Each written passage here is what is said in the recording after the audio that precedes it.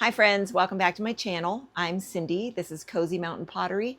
I am based in the mountains of Arizona, and I'm here today in my studio, my tiny little studio, and I have a task at hand, and that is to make a damp box.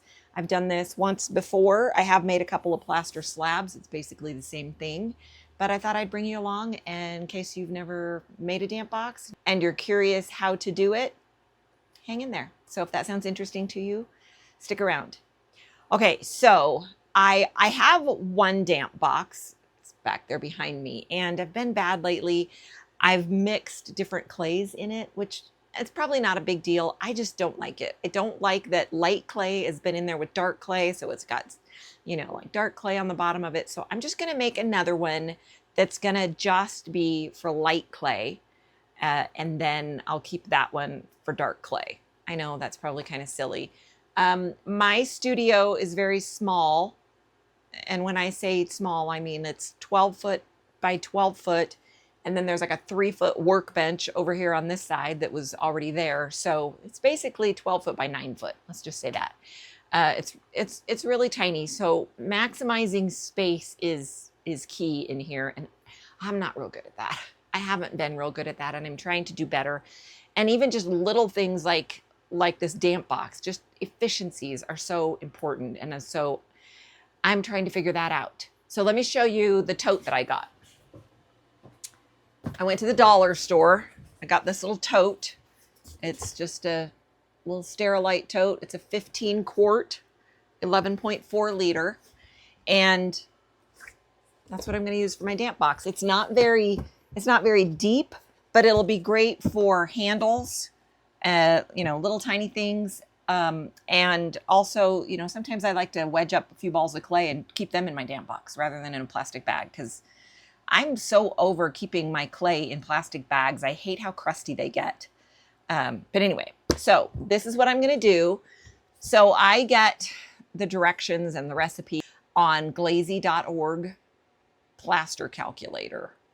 And it has you measure the length times width times height, how thick you want your plaster. So this is 13.5 inches long, 9 inches wide, and I want my plaster 1.5 inches thick. So then it tells me exactly how much plaster and water to use. Now, I know there are quite a few people out there who think that it's okay to use plaster of Paris. My understanding is it's not okay to use plaster of Paris. It's absolutely not okay to use plaster of Paris for making a damp box or plaster slab for your pottery. You have to get pottery plaster #1. Pottery plaster #1 at your pottery supplier. You just have to. You just have to. I had to drive 3 hours to get mine, although what I have today is left over, and I'm hoping that I have enough. This is pretty tiny, so I should have enough. So first thing I'm going to do is figure out the calculations it gave me. I think are in grams. I need to find something that has grams on it. And I'm going to get my water, pour my water in here first, and then I'll put the plaster in, mix it up, and let it dry. I mean, it sounds super easy. It is super easy, but it's one of those things that I've just put off. I keep putting it off. It's like mopping the floor or cleaning the toilet. It's not a difficult job to do. I just put it off way too long. So anyway, okay, I'm gonna get started. So we'll see you over at the workbench. Okay, so when you go to glazy.org, plaster calculator, it's actually plaster.glazy.org. And you will put in your length times width, your length, the width, and the height of whatever you're using. And then you tell it centimeters or inches, and then you tell it what kind of plaster you're using. So I chose USG #1 pottery. It says consistency 70. I'm just going to assume it fills that in on its own by what pottery or what plaster I chose. But then underneath that, it's got several different, like Keith Simpson, USG, Andrew Martin, Bivens, Derek AU. So these are all like different recipes. But I'm going with Keith Simpson because in parentheses it says recommended for potters. So that's the one I'm going with. So it says that I need 2,005 grams of water and 2,864 grams of plaster. So I have my little teeny weeny tiny scale here, and I need a better scale. I really do need a bigger scale. This one is just, I mean, it's worked well for me, but I need a bigger scale. And it's in my wish list, and I just need to order it. Anyway, okay. So, one thing very important when you're working with plaster is you need to wear a respirator, because you don't want to breathe that into your lungs at all. Wear a respirator. Even if you're doing it outside, wear a respirator. I'm not doing this outside because it's hot out there. It's hot. And I apologize if every now and then you hear my window air conditioner come on. But it's hot. I mean, I'm in the mountains in Arizona, but it's hot. And by hot, I mean, it's not Phoenix hot. Okay. But I'm very acclimated to the mountains of Arizona. So to me, this is hot. Okay. So first I'm going to measure out my water, because you always add your water first, and then the plaster goes in after that. You put the plaster into the water. So let me find my measuring container and get the water measured out, and I'll be right back. Okay, so I have a bucket of water here. You can't see that. I'm just gonna have to move the camera way down so that you guys can see what's going on. There we go. There we go. Okay, so I've zeroed this out. It's set on grams, and I've zeroed it out. So I'm just going to see how much 1 quart of water weighs, and that is 812 grams. And pour that into my tote. Get another one. So 812 plus 778. I'm gonna have to get my phone and keep track of that. 812 plus 778. Where's my calculator? Here we go. Should have had this out. Okay. Nope. Don't you hate it when you open the wrong app? All right. 812 plus 778 equals 1590. And I want what? 2005. So let me wipe off this scale. So 2005 minus 1590. So I only need 415 grams at this point. Oh, it's not. Oh, shoot. It went back to pounds and ounces. Zero that out. Okay.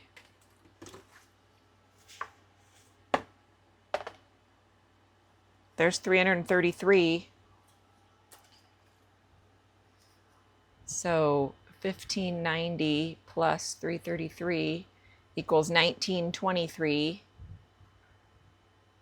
2005 minus 1923 equals 82. Ooh, I only need 82. Is that still zero? That's still zero. Let's see what that is. 98. Wow. 62. Goodness. Oh my word.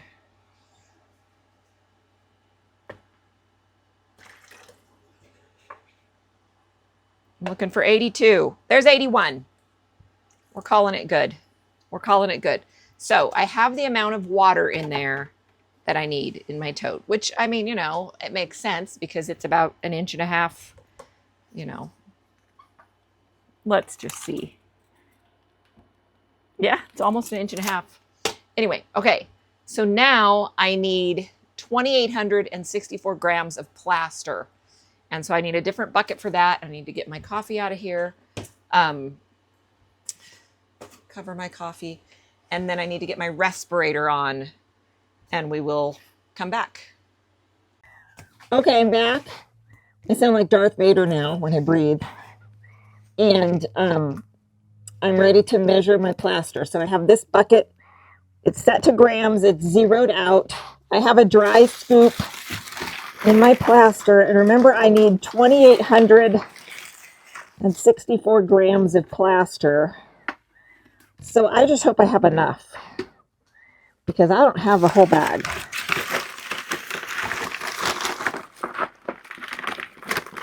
I'd like to also have enough to make a plaster bat.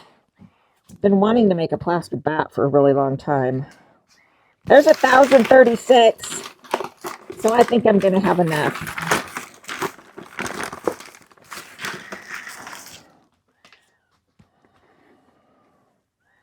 $15.74.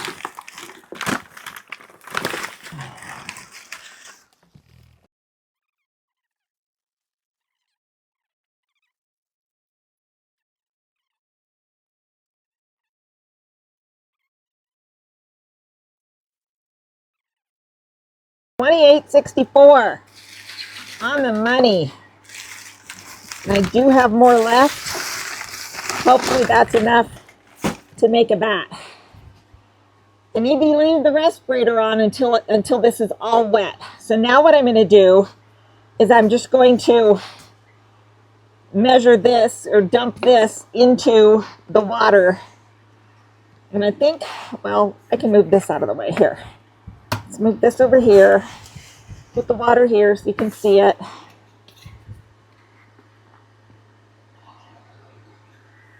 So we're just going to sprinkle it on.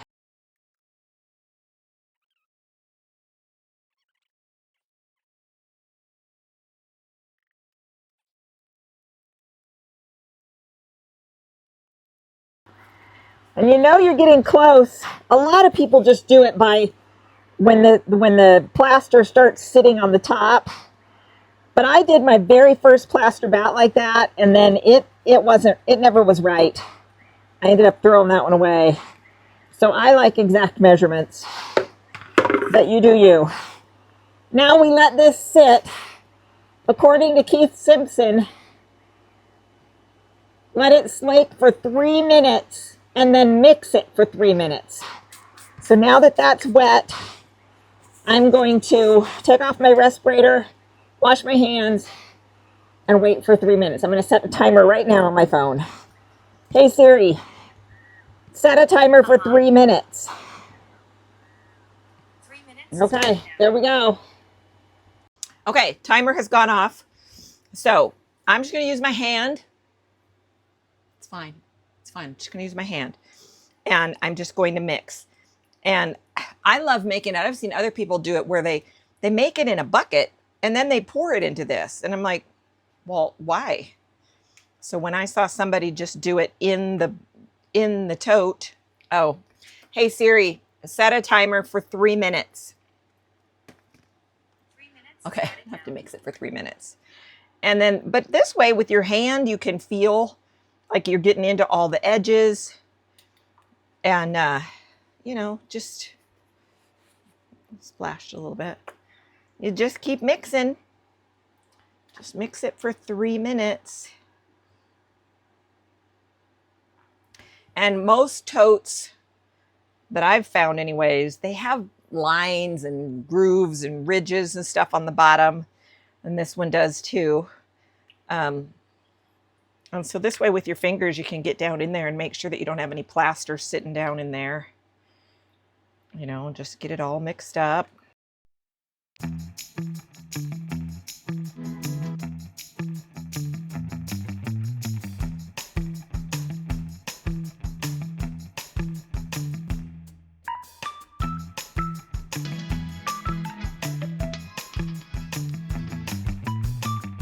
Okay, timer just went off.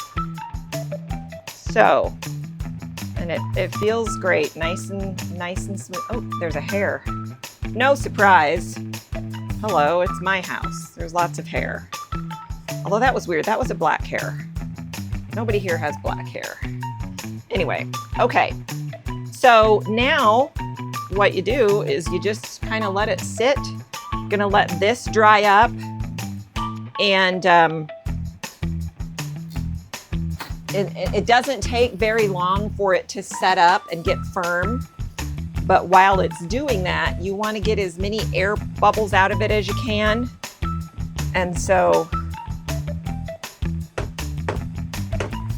just gonna tap it.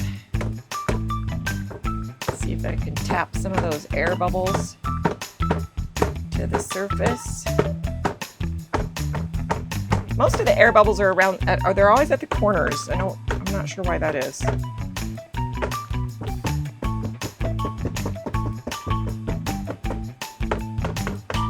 Reminds me of when I make cheesecake, because when I make cheesecake, I have to tap the air bubbles out of the batter too.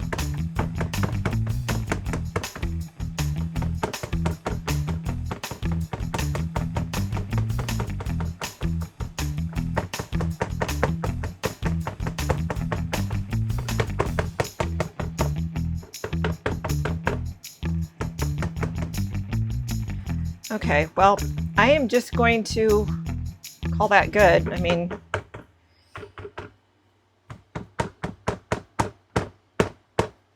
the rest of the bubbles, once it's all set up, I'll scrape it with a metal rib.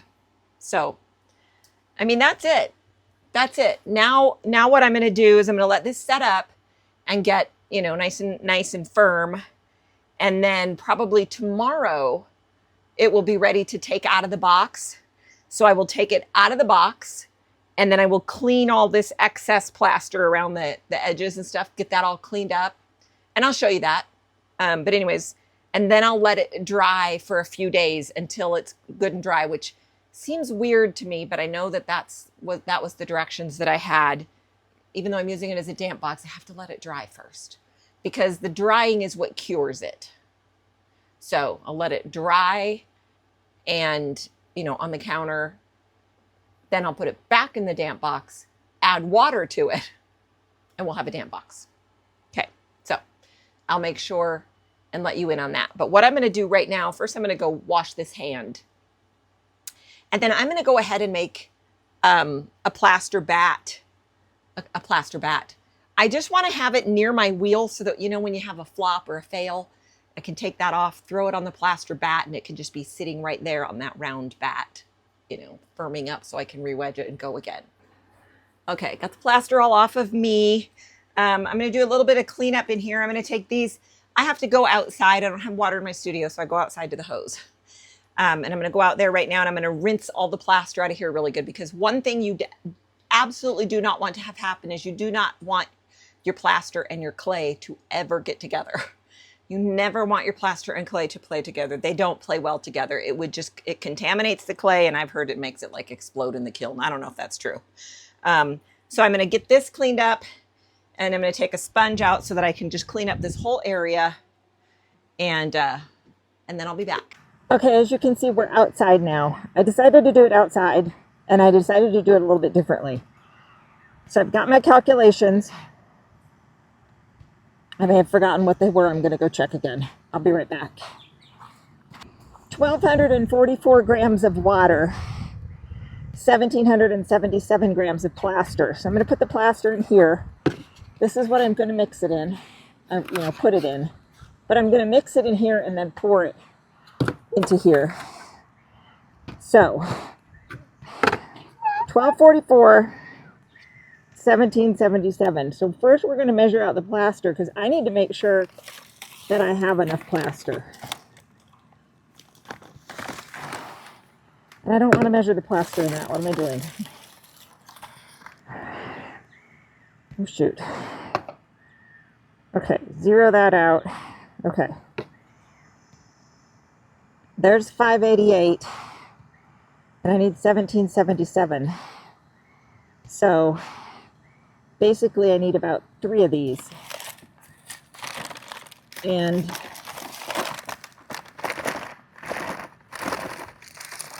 I'm not sure if I have 3 of them.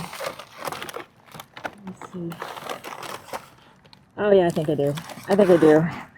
That's 588.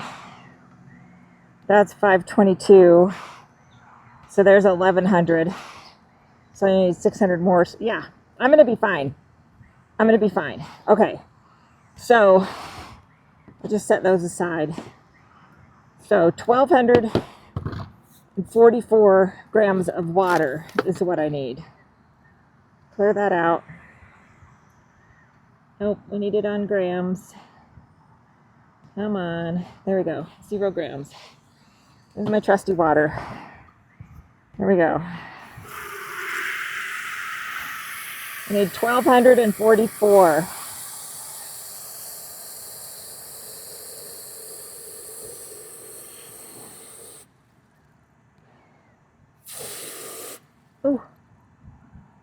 12:19.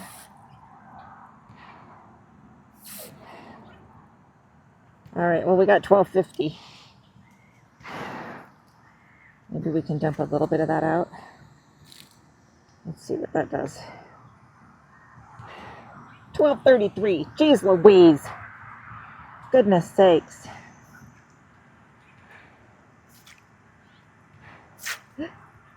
12:48. Okay, I'm going with it. I'm going with it.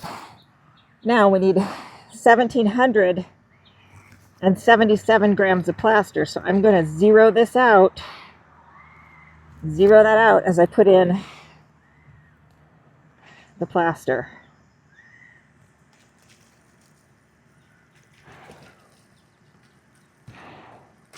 Oops.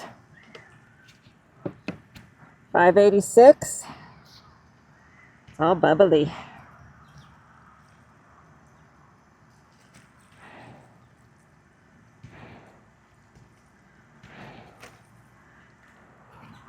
$11.06.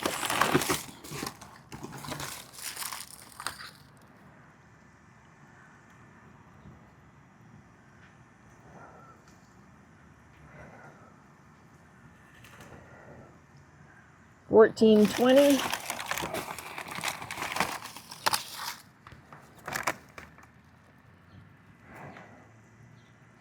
$15.28. Come on, you can do it. You can do it. I have to have enough. $15.60.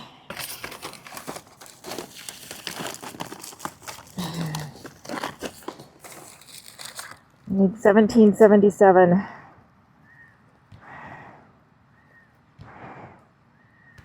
$17.02.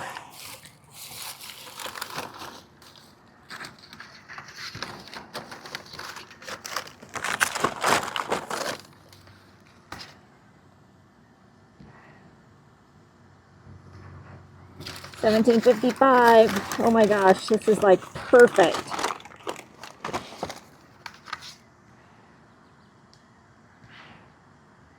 $17.75. Seriously. I mean, it doesn't get more perfect than that.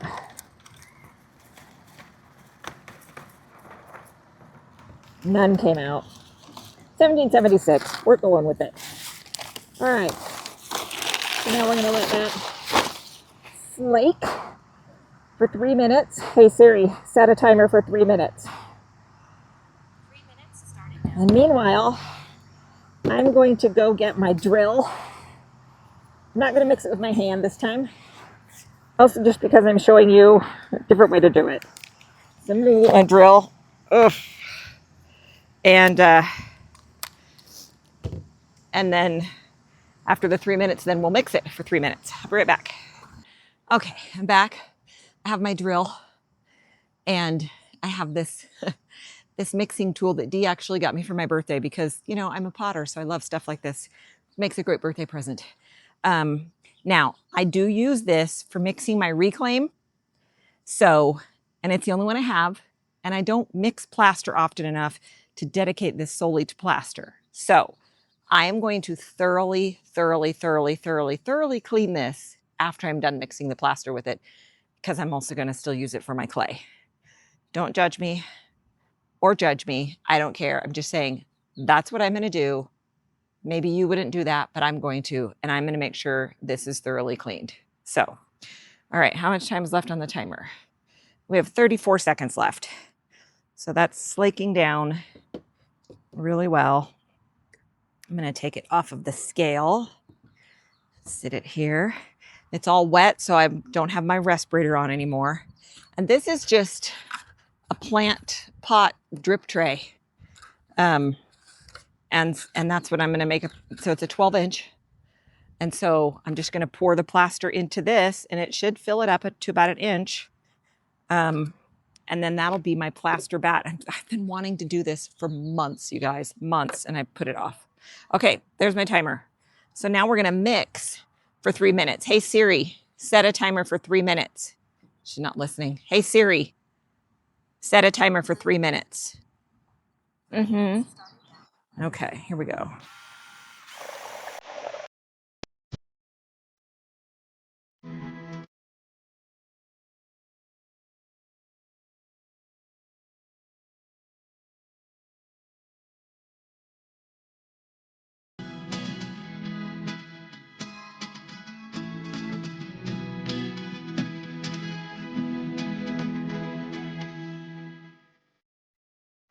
done.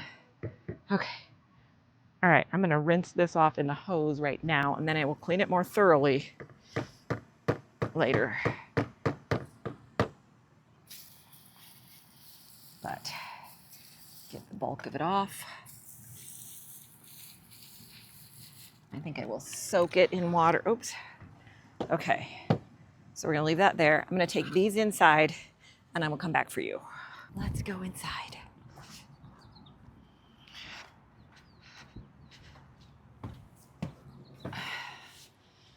Whew. It's very sweaty out there. Okay. All right, let me get you set down here on the counter. Look at that. Okay, let's see if we can. Okay, that's firmed up. Yay. I always panic that it's not gonna work, but it does. Okay, so there's a tray. Here's this. We're gonna pour this in here. Hopefully there's no leaks in it. It's a brand new tray. It should be fine. Woo! Woo. Nice and full. Look at that. Perfect. So on that plaster.glazy.org site, I use the Keith Simpson calculation. There's several calculations, and I used the Keith Simpson, and I think it's great. Now I will say, if you're using, I'm gonna get used to scrape that out. If you're using, if you're doing this to make like a plaster bat, and you want it, sorry, I gotta let a dog in. Come on. And you want your plaster bat to be really smooth and everything, you know, then there's steps that you would take, like using a metal rib and scraping the top, which I still may do. But as a damp box, I don't think it matters. So I'm just gonna scrape the rest of this out of here. So another thing that I've heard people say is that, you know, once you use like a bucket or a sponge or whatever for plaster, you should only ever use that for plaster. You should never use that again for clay. Well, I'm going to give Cindy's opinion on that, and I'm probably wrong. But Cindy's opinion is, even if I clean it really well, I mean, that's like saying, to me, that's like saying if I use a wash rag to take a shower, that I should never use that wash rag again because it can't ever be clean. And I disagree. Anyway, so I'm going to clean all of this plaster stuff. I mean, I use this on clay all the time. And I'm not dedicating that to plaster. I'm going to clean it all very thoroughly. Very, very thoroughly. I have limited space and, quite frankly, a limited budget. I can't just buy all these tools just for plaster and then the same tools again just for clay. I'm not going to do that. I'm not going to do that. So I'm going to clean these out super, super good while this sets up. So actually this one, I used the very same calculation, the Keith Simpson. I like this one better. And I think it's maybe because I mixed it with the mixer in the bucket and then poured it in, as opposed to mixing it with my hand. This one I was really worried about. I didn't think it was going to firm up, but it did. It firmed up. And what's funny too is as it gets firm, it gets hot. It'll feel really, really warm. It'll get really hot. And I also was watching something. I need to do a little bit more research to find out, do I need to take it out of here to cure? And I think maybe that I don't. I don't know. I don't know how soon I can start using it as a damp box. I got to figure that out, and I will let you know. But right now, I'm going to go outside and clean thoroughly clean all the plastified things. So I'll be back. I like the way the bat turned out better. I liked the consistency of that one much better than this one that I did with my hand. So, you know, I mean, we learn by doing, right? So now what I'm going to do is I am just going to let this damp box sit until tomorrow. Okay, guys, I'm back. It's been about an hour since you saw me last, and I didn't even realize that this was going to be ready, so I didn't turn on the camera, but all I did was just kind of pull the sides away like this.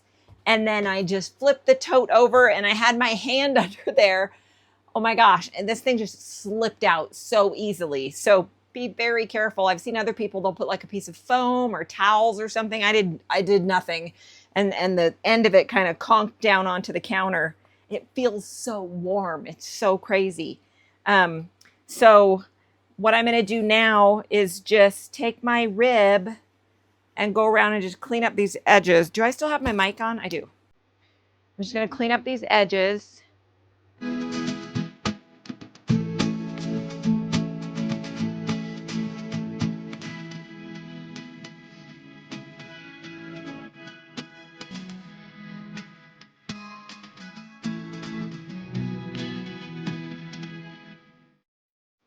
With this one, I didn't bounce it or anything to get the air out of it, but what I did is I took my rubber mallet and I pounded the countertop around it, and woo, a bunch of air bubbles popped up out of it. So I'll do the same thing. I mean, it's so warm. It's all firmed up. And I'll do the same thing. I'll pop it out of there and let it dry on the counter. So I'll lay it on top of those like that on the counter so that air can circulate under, because it's really nice since it has this, see that little notch in it right there? It's got that little notch. And then that way air can really circulate around there as it dries. And what I've done before is I'll flip it over. I'll let it dry for like 24 hours and then I'll flip it over, let it dry for 24 hours. And just basically every 24 hours I flip it over. And so it'll go from feeling really warm like it feels right now to feeling really cold, which is really bizarre how that works. And I don't know all the science behind that, but that's what it does. And so then the way you know when it's cured and ready to go is when it stops feeling cold and it just feels room temperature. Then it's done. And, okay, that's enough for today. I'm tired. I got the surfaces cleaned. Definitely got all the plaster cleaned up. And the round bat and the one for the damp box are both over there drying. And I will just flip those over once a day for a few days until they're cured and ready to go. So I'm tired. I'm going to go get some dinner and just hang out in the house for the evening. And I'll probably be back out here tomorrow. Okay, I'm back. It is not tomorrow. It's like 10 days later. Not even kidding. I'm not even kidding. But I will say that my damp box is all done, all put together. I came out here. I mean, you know, obviously I was out here, been doing all sorts of things. And no, I haven't videoed any of it. But I flipped the bat and the damp box bat over every day. I flipped them over every day.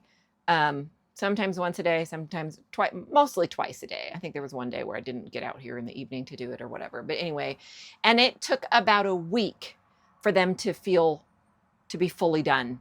Like I said, in the beginning, when you first mix it, it's warm. And then it gets almost cold feeling.